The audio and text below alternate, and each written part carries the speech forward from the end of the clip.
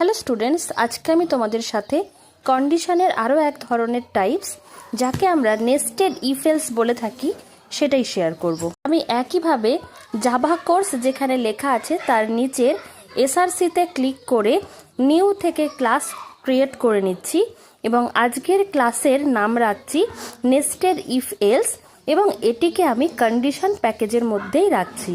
Nested if else বলতে বোঝানো হয়েছে একটা ইফ এলস যে ব্লক রয়েছে তার মধ্যে আরও একটা ইফ এলস ব্লককে যদি আমরা কল করি তখনই তাকে নেস্টেড ইফ এলস বলে।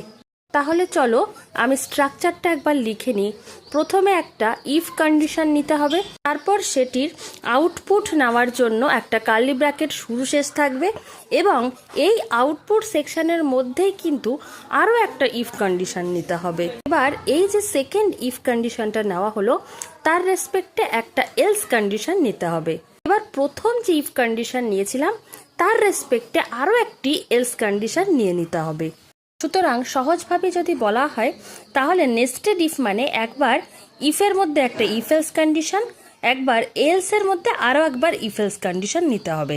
আজকের ইনপুটটা আমি এখানে মেনশন করে দিচ্ছি, তোমরা চাইলে ইউজার ডিফাইন্ড ইনপুটও নিতে পারো এবং তার জন্য যে প্রসেস ফলো করতে হয় সেগুলো এর আগে আমি তোমাদেরকে অনেকবার শেয়ার করেছি। তোমরা চাইলে সেই পদ্ধতি অ্যাপ্লাই করে ইউজার ডিফাইন্ড ইনপুটও নিতে পারো।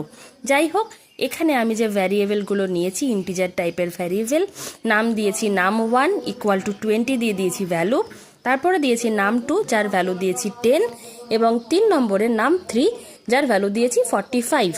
এবার ধরো আমার প্রথম কন্ডিশনে আমি ইফের মধ্যে রাখতে চাইলাম যে যদি num1 এর ভ্যালু num2 এর থেকে বেশি হয় এবং এই যে পরবর্তী আবারও একটা দিয়েছি যে যদি num1 এর ভ্যালু num3 এর থেকে বেশি হয় তাহলে আমি কি প্রিন্ট করব যে ম্যাক্সিমাম নাম্বার হচ্ছে num1 এবং যদি সেই কন্ডিশন স্যাটিসফাই না করে তাহলে আমি এলস এর মধ্যে এগেইন প্রিন্ট করতে চাইছি যে তাহলে আমার ম্যাক্সিমাম নাম্বার কে থাকবে, সেটা হচ্ছে num3।